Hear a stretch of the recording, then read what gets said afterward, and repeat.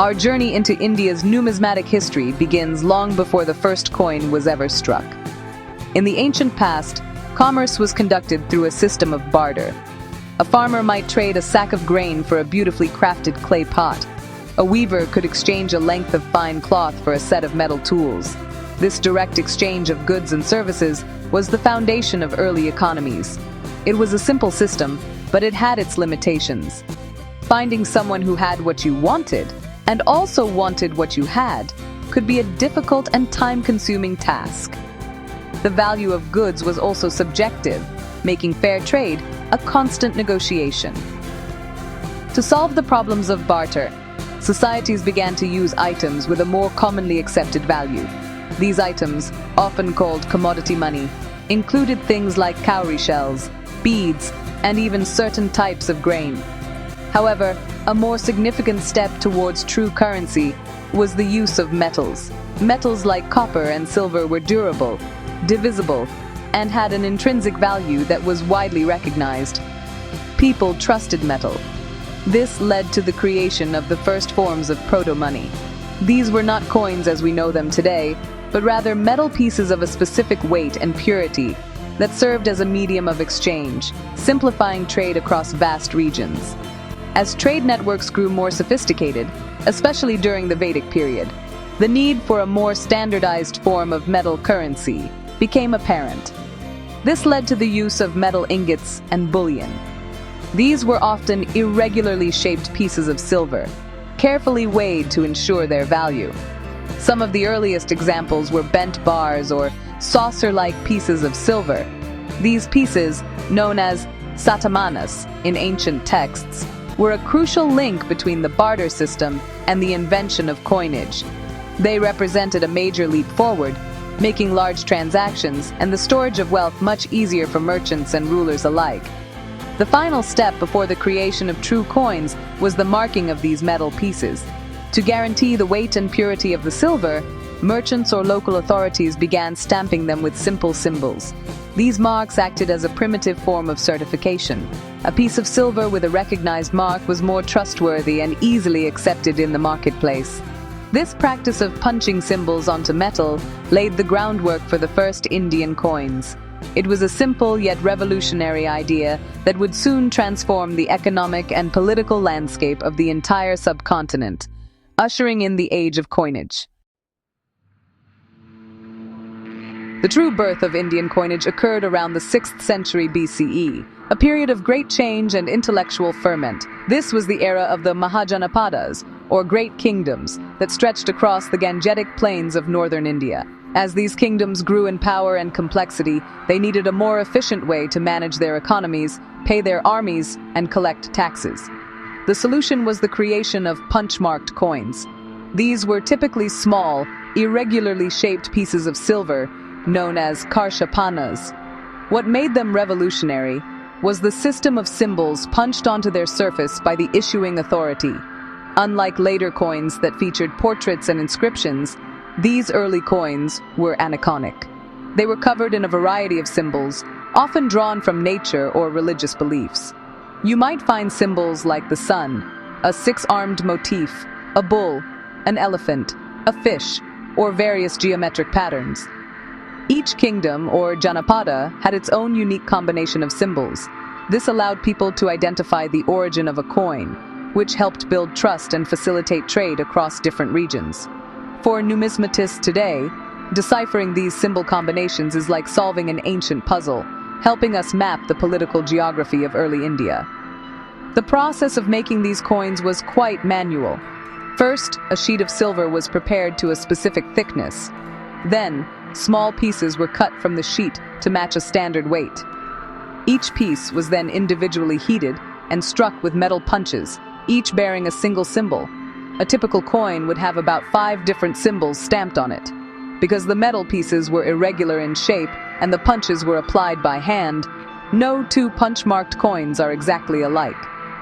This inherent uniqueness, combined with their immense age, makes them highly sought after by collectors around the world.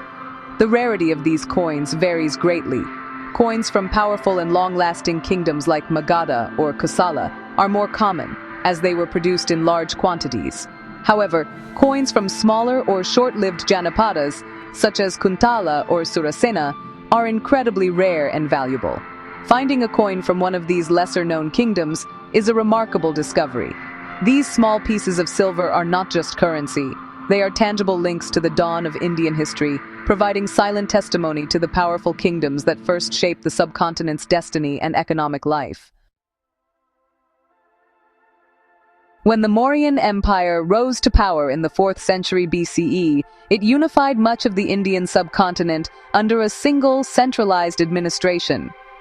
This political unity was mirrored in its coinage. The Mauryans established a highly organized and state-controlled minting system, replacing the diverse coinage of the Mahajanapadas with a more uniform currency. While they continued the tradition of silver punch-marked coins, the Mauryan coins were more standardized in weight and fabric. They consistently featured a set of 5 symbols, with the sun and the 6-armed symbol being the most prominent, representing the authority of the emperor. The vast scale of the Mauryan economy required a massive output of currency. Coins were minted in enormous quantities to pay for the empire's large standing army, its extensive bureaucracy, and its ambitious public works projects. This is why Mauryan punch-marked coins are among the most commonly found ancient Indian coins today. However, within this vast series, there are rarities to be found. Certain symbol combinations are much scarcer than others, possibly representing specific mints or periods of production. For collectors, the challenge lies in identifying these subtle variations that tell a deeper story about the empire's administration and economic management. Following the decline of the Mauryans, India entered a period of fragmentation, but this gave way to a new golden age under the Gupta Empire, from the 4th to the 6th century CE. The Guptas are renowned for their extraordinary gold coins, which are considered the pinnacle of ancient Indian numismatic art. These coins, known as dinaras, moved away from the abstract symbols of the past. Instead, they featured beautifully rendered portraits of the Gupta kings. The rulers were often depicted in heroic poses, as mighty archers, lion slayers, or horsemen. These images were designed to project an image of power, divinity, and cultural sophistication. The reverse side of Gupta coins was equally artistic, typically featuring the goddess Lakshmi seated on a lotus, symbolizing wealth and prosperity. The coins were struck in high-purity gold and carried elegant inscriptions in Brahmi script, naming the king, and often including a poetic title. The artistry of these coins, with their detailed imagery and refined execution, has rarely been surpassed in Indian history. Because they were made of gold and produced for a shorter period than the Mauryan coins, Gupta Dinars are exceptionally rare and highly prized. Each coin is a miniature masterpiece, reflecting the peace, prosperity, and artistic brilliance of India's classical age. The centuries following the collapse of the Mauryan Empire were marked by incredible political and cultural dynamism. This was reflected in the fascinating diversity of coinage that emerged. Waves of invaders and settlers from Central Asia, including the Indo-Greeks, Shakas, also known as Indo-Scythians, and Kushans, established kingdoms in northwestern India. They introduced their own unique numismatic traditions, creating a beautiful fusion of Hellenistic and Indian styles. The Indo-Greeks were the first to issue coins with realistic portraits of their rulers, a practice that had a lasting influence on Indian coinage. Their silver drachms and tetradrachms are masterpieces of portraiture. The Kushan Empire, which flourished from the 1st to the 3rd century CE, was particularly remarkable for its syncretic coinage. Their gold coins featured not only portraits of their kings, but also a wide pantheon of deities drawn from Greek, Iranian, and Indian traditions. You can find coins with images of Buddha, Shiva, and various Zoroastrian gods, all on the currency of a single empire. These coins are a testament to the cultural tolerance and commercial reach of the Kushans, who controlled a vital portion of the Silk Road. The rarity of certain ruler and deity combinations makes Kushan coins a fascinating field for specialist collectors. Meanwhile, in other parts of India, indigenous tribal republics and monarchies also issued their own distinctive coins. The Yaudayas, a martial tribe in northern India, struck copper coins depicting the war god Kartikeya, reflecting their military prowess. In the south, powerful dynasties like the Satavahanas issued coins primarily in lead and copper, often featuring symbols like the elephant, lion, or a three-arched hill. These coins are crucial for understanding the regional histories of areas that were outside the direct control of the northern empires. Their localized nature often means they were produced in smaller numbers, making many of them quite rare. The early medieval period, from around the 7th to the 12th century, saw the rise of powerful regional kingdoms like the Gurjara, Pratiharas in the north, and the Cholas in the south.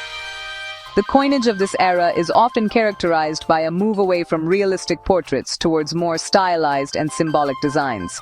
For instance, the coins of the Hindu Shahis of Kabul featured a distinctive horseman and bull design that was imitated for centuries.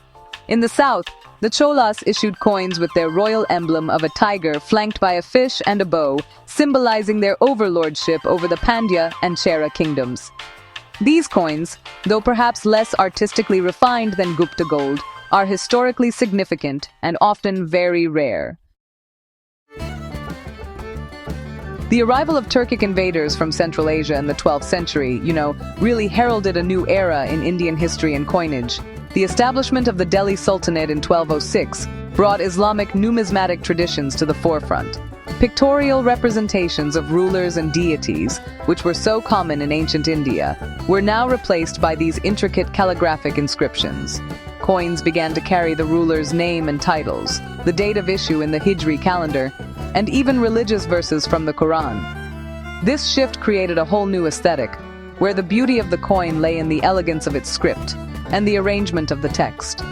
The sultans of Delhi issued a vast and complex series of coins in gold, silver, and bilon, which is basically a mixture of silver and copper. Some rulers, like the innovative Muhammad bin Tughlaq, are actually famous for their bold numismatic experiments, including the introduction of token currency in brass and copper. These experiments often failed, though, and the surviving token coins are now historical curiosities. On the other hand, rulers like Alauddin Khilji standardized the currency and issued massive quantities of coins to fuel their expanding empire. Rare issues from the Sultanate period include the first coins bearing the name of a female ruler, Radzia Sultan, and the magnificent large-format gold tankas of various sultans. The founding of the Mughal Empire by Babur in 1526 marked the beginning of one of the most brilliant periods in Indian numismatics. The Mughals refined the calligraphy and design of their coins to just an unparalleled level of artistry. The emperors took a personal interest in their currency, viewing it as a vital expression of their sovereignty and prestige.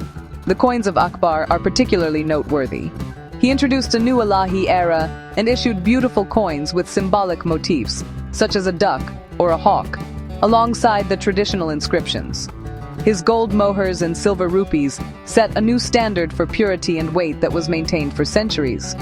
The artistic peak of Mughal coinage was reached under Emperor Jahangir. He famously issued a series of exquisite gold mohurs featuring the 12 signs of the zodiac, which are, honestly, among the most famous and sought-after of all Indian coins. Each coin depicted one of the zodiac signs on one side and Jahangir's name on the other. He also issued remarkable portrait mohurs, which broke with Islamic tradition by showing a likeness of the emperor, sometimes holding a wine cup. These coins are legendary for their beauty and extreme rarity. The Mughal coinage system, with its standardized silver rupee, became the bedrock of the Indian economy for over 2 centuries. As the mighty Mughal Empire began to weaken in the 18th century, a host of regional powers rose to prominence across the subcontinent. These kingdoms asserted their independence not only on the battlefield, but also through their currency. The Marathas, who carved out a vast empire from their base in the Deccan, began by issuing coins in the name of the Mughal emperor, but eventually started striking coins in the name of their own Chhatrapati, or king, and Peshwa, their prime minister. Their coins, especially the silver rupees, often featured the Shri Ganpati symbol and complex mint marks, reflecting a blend of Mughal and indigenous traditions. In the north, the Sikh Empire under Maharaja Ranjit Singh established a powerful state in the Punjab. The Sikh coinage is unique and deeply symbolic. Coins were not issued in the name of the ruler, but in the name of the Sikh gurus, particularly Guru Nanak. These coins, known as the Nanak series, are famous for their prominent leaf motif, which is believed to be a peepal leaf. The inscriptions were in Gurmukhi script, another assertion of regional and religious identity. Coins from the key Sikh mints of Amritsar and Lahore are highly collectible, and certain rare types from Peshawar or Kashmir are prized by numismatists. The Rajput kingdoms of Rajasthan also had a long and proud history of minting their own coins. Even while acknowledging Mughal overlordship, many Rajput states continued to issue local currency. After the decline of the Mughals, they began striking coins in the names of their own rulers. These coins often retained the Mughal format but included unique symbols, mint marks, and inscriptions in Nagari script. The designs were often simpler and cruder than Mughal issues, but they are full of character and historical importance. Each state, from Jaipur to Jodhpur to Mewar, had its own distinct coinage, creating a rich and complex field for collectors. Elsewhere, other states like the Kingdom of Mysore in the south under Hyder Ali and Tipu Sultan, and the Nawabs of Awadh in the north, also produced fascinating and innovative coinage. Tipu Sultan, in particular, completely reformed the coinage of Mysore. He introduced new names for coins, new dating systems, and intricate designs featuring elephants and religious motifs. These regional coins from the 18th and 19th centuries tell the story of a fractured but vibrant India, where local rulers used their currency to declare their power, faith, and cultural identity in a rapidly changing political landscape. The rise of the British East India Company in the 18th century marked a pivotal turning point for Indian coinage. Initially, the company minted coins in the name of the Mughal emperor to ensure their acceptance in local trade. These early coins, issued from mints in Bengal, Bombay, and Madras, imitated local styles but can be identified by subtle marks or dates. As British power grew, however, so did their confidence. By the early 19th century, the company began issuing coins with its own coat of arms, although inscriptions in Persian often remained. This was a clear signal of their growing dominance over the Indian economy.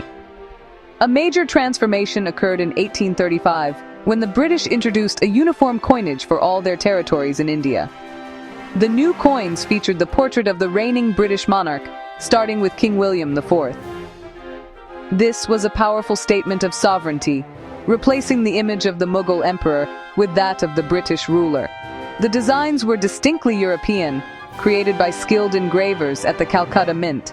The reverse of the silver rupee featured the value in English and Persian, encircled by a wreath. This series of coins, known as the Uniform Coinage of the East India Company, standardized currency across much of India. After the Indian Uprising of 1857, the administration of India was transferred from the East India Company directly to the British Crown. Queen Victoria was proclaimed Empress of India, and this change was immediately reflected on the coinage. From 1862 onwards, coins were issued in the name of the British monarch as the ruler of India. The designs became more regal and imperial.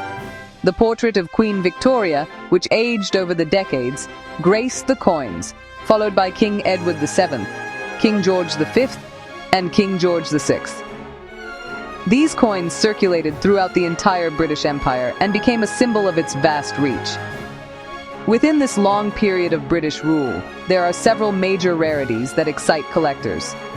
The 1839 divided legend rupee of William IV is a famous rarity.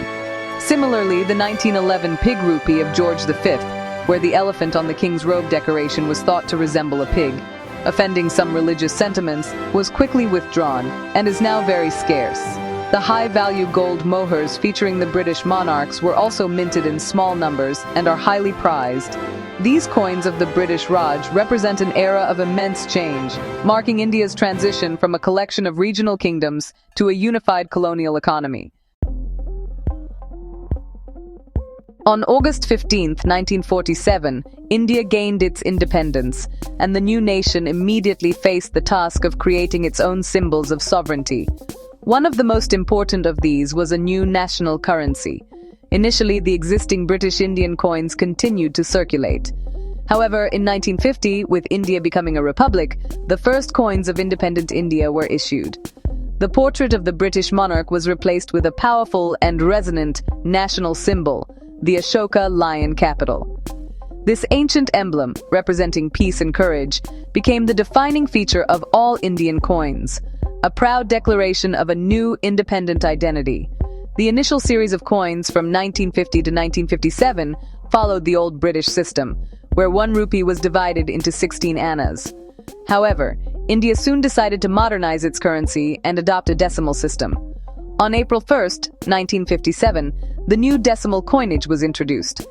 The rupee was now divided into 100 naye paise, or new paise. To avoid confusion, the coins were given new shapes and sizes. The term naye was used for a few years and was eventually dropped in 1964. This transition to decimalization was a major step in aligning the Indian economy with international standards and simplifying financial calculations for millions of people. In addition to regular circulating coins, the Republic of India began issuing commemorative coins to mark significant events, anniversaries, and honor important personalities. The first such coin was issued in 1964 in memory of India's first Prime Minister, Jawaharlal Nehru. Since then, hundreds of commemorative coins have been released, celebrating everything from Mahatma Gandhi and the Quit India movement to the Asian Games and the Indian Space Research Organization. These coins serve as miniature historical documents, reflecting the nation's values, achievements, and heroes. For collectors, building a complete set of Indian commemoratives is a popular and rewarding goal. Modern Indian coinage also has its share of rarities, which are often the result of minting errors.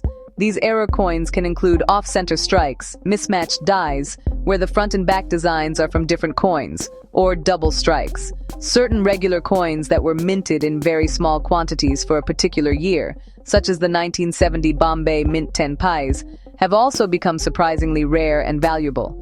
The study of these modern rarities, along with commemorative issues and error coins, has created a vibrant and accessible new field for numismatists, proving that the story of Indian coinage continues to evolve in exciting ways. The practice of collecting coins in India is not a modern hobby. It has ancient roots.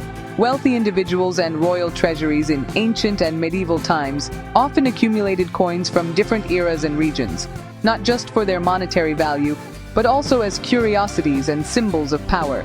However, the systematic and scholarly study of Indian coins, or numismatics, truly began with the arrival of European scholars and administrators in the 18th and 19th centuries. Men like James Prinsep, who famously deciphered the Brahmi script using clues from ancient coins, laid the foundation for the scientific study of India's numismatic heritage.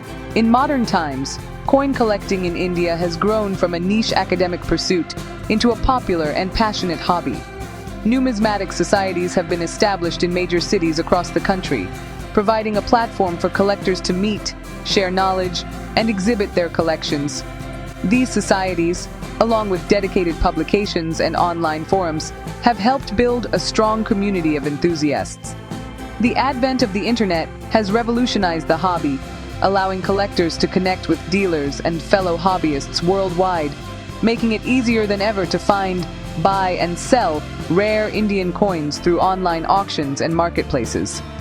The world of Indian numismatics is filled with legendary rarities that are the dream of every collector. Among the most famous is the Jahangir Zodiac Mohur series. A complete set is virtually impossible to assemble, and individual coins command astronomical prices at auction. Another iconic rarity is the silver rupee of Razia Sultan, the only female ruler of the Delhi Sultanate. From the British period, the 1939 1 rupee coin is a major modern rarity, as most were melted down due to the outbreak of World War II. The double-headed 2 anna coin of 1809 from the Bombay Mint is another fabled piece, likely a mint error, that is extremely rare. In conclusion, the journey through India's rare coins is a journey through the heart of its history. Each coin is a miniature artifact that tells a story of art, religion, politics, and economics. From the simple punch-marked silver of the First Kingdoms to the magnificent gold of the Guptas, from the elegant calligraphy of the Mughals to the imperial portraits of the British Raj, and finally to the national symbols of the Republic, Indian coinage presents an unbroken narrative of over 2,600 years. This continuous and diverse evolution is what makes Indian numismatics a field of global significance, offering a tangible connection to one of the world's most ancient and enduring civilizations.